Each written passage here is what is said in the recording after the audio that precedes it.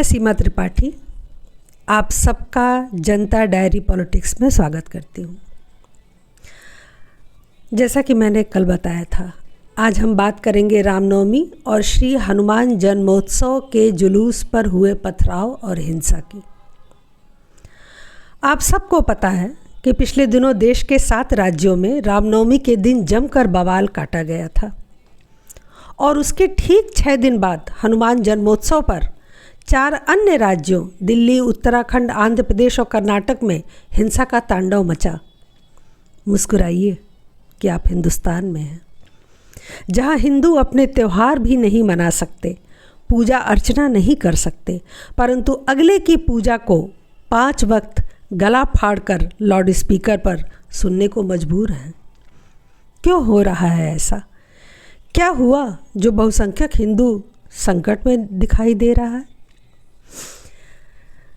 चलिए पहले ये बताइए कि पिछले 100-200 सालों में आपने कोई ऐसी घटना देखी, सुनी, पढ़ी कि मुस्लिम, ईसाई, बौद्ध, जैन, सिख किसी भी धर्म के जुलूस या गैदरिंग पर किसी ने पत्थरबाजी की हो, गोलियां चलाई हो या पेट्रोल बम फेंके हो?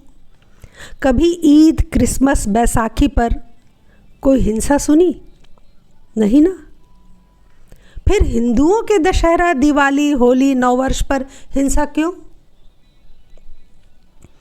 मैं आपको बताती हूँ। ईरान देश पहले पारस देश के नाम से जाना जाता था, जो कि आर्यों की भी भूमि रही और मुख्यतः यहाँ पारसी समाज का साम्राज्य था। पारसी साम्राज्य ने 3 महाद्वीपों और 20 राष्ट्रों पर लंबे समय तक शासन किया। इसके बाद अरब के खलीफाओं की नज़र इस पर पड़ गई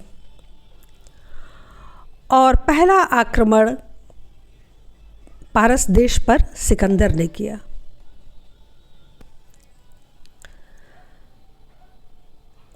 इस्लाम की उत्पत्ति हुई 7वीं शताब्दी में। तुर्कों और अरबों ने पारस पर भयानक आक्रमण किया। कत्लेआम और तोड़फोड़ का लंबा दौर चला। मुस्लिम आक्रमणकारियों से बचने के लिए पारसी लोग अपना देश छोड़कर भागने लगे। ज़्यादातर को तो विश्व में कहीं भी शरण नहीं मिली, वो मारे गए, लेकिन कुछ भागकर भारत आ गए और उन्होंने यहाँ शरण ली। ईरान इसके बाद से मुस्लिम राष्ट्र हो गया और 3 महाद्वीपों और 20 राष्ट्रों पर शासन करने वाले पारसियों का नामो निशान मिट गया। ऐसा सिर्फ इस वजह से हुआ कि पारसी शांतिप्रिय होते हैं। वे लड़े नहीं बल्कि भागे और कहा जाता है कि भागने वाले को कहीं पनाह नहीं मिलती। जब भी कोई देश सक्षम, समर्थ और समृद्ध होता है तो वो इस्लाम के कुदृष्ट की भेंट चढ़ जाता है, ऐसा इतिहास बताता है। आज अपने आसपास देखिए, श्रीलंका, नेपाल, पाकिस्तान, भूटान, बांग्लादेश, अफ़गानिस्तान, म्यांमार, कोई भी देश हिंदुस्तान जितना समृद्ध नहीं है और इनमें से 3 तो मुस्लिम राष्ट्र ही हैं जो आज भीख के कटोरे और तालिबानी हुकूमत का दंश झेल रहे हैं। इसलिए भारत सबकी आंखों में खटक रहा है। आपने गौर किया होगा, वो कभी क्रिसमस, बैसाखी या नवरोज़ पर हिंसा नहीं करते, क्योंकि उनका लक्ष्य सिर्फ और सिर्फ हिंदू समाज है। क्यों? क्योंकि उन्होंने इतिहास से सीखा है कि पारसियों की तरह हिंदू भी शांतिप्रिय कौम है, सिर्फ अपने उत्थान और सुख शांति की सोच रखती है, इसलिए इन्हें निशाना बनाना आसान है। हर बार हिंसा और बवाल के बाद उनका रोना धोना शुरू हो जाता है कि भारत में मुस्लिमों को सताया जा रहा है, चुन चुन कर हमें मारा जा रहा है, हमारे घर गिराए जा रहे हैं, हमें कपड़े पहनने, अजान करने तक की पर पाबंदी है, उस पर भी रोक लगाई जा रही है, वगैरह वगैरह। और उनकी आवाज़ 7 समंदर पार तक पहुंच जा रही है। उनके 56 देश इसके प्रचार प्रसार में लग जा रहे हैं और हमारे देश के जयचंद सोशल मीडिया से लेकर कोर्ट कचहरी तक उनकी खिदमत में बिछे हुए हैं। हिंदू हर हिंसा में मारा पीटा जलाया जा रहा है, लेकिन अखबार के एक कोने या ट्विटर फेसबुक की 150 पोस्ट तक सीमित होकर रह जा रहा है। सरकार भी खुलकर आपके साथ खड़ी नहीं हो पा रही है, तो आपका वजूद तो ऐसे ही आधा अधूरा है।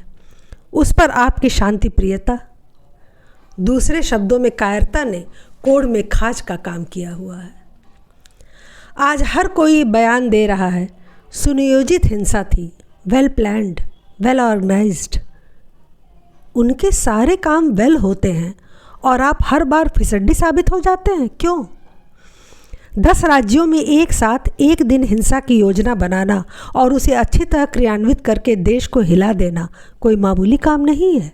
इसी से समझिए उनकी पहुंच और संगठन कितना मजबूत है। और बेचारे हिंदू 10 क्या 4 राज्यों में विरोध प्रदर्शन भी ढंग से नहीं कर पाए।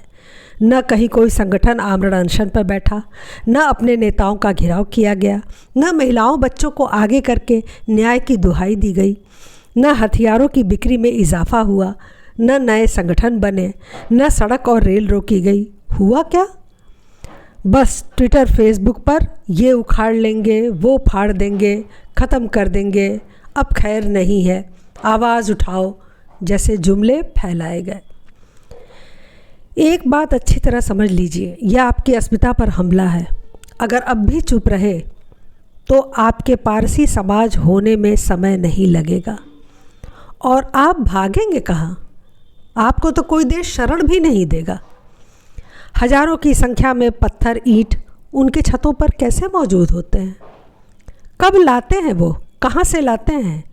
कोई उन्हें कभी देख पाया? नहीं ना। वो हर दिन थोड़ा थोड़ा करके उन्हें इकट्ठा करते होंगे, उस कौवे की तरह जो रोज़ कुछ कंकड़ लाकर घड़े में डालता था और एक दिन घड़ा भर गया तो उसकी प्यास बुझ गई। जब तक आप प्रतिकार करना, विरोध करना, हंगामा करना नहीं शुरू करेंगे, यह हिंसा बढ़ती ही जाएगी। सरकार आपके साथ शायद इसलिए भी खड़ी नहीं होती क्योंकि आप उसकी कुर्सी को हिला नहीं पाते। जिस दिन कुर्सी हिलने लगेगी, सभी नेता आपके सामने नतमस्तक होंगे।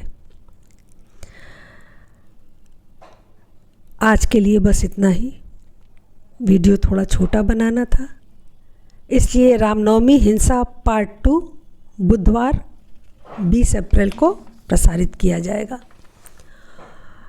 यदि आप इस विषय पर अपने विचार रखना चाहते हैं तो कमेंट बॉक्स में हमें बताएं। हम आपसे शीघ्र संपर्क करेंगे और आपके विचारों को प्रोग्राम में शामिल भी करेंगे। कृपया चैनल को लाइक और सब्सक्राइब ज़रूर करें तथा अपने सभी ग्रुप और प्लेटफॉर्म पर इसे शेयर करें। देश हित में आपका ये योगदान होगा। धन्यवाद। नमस्कार।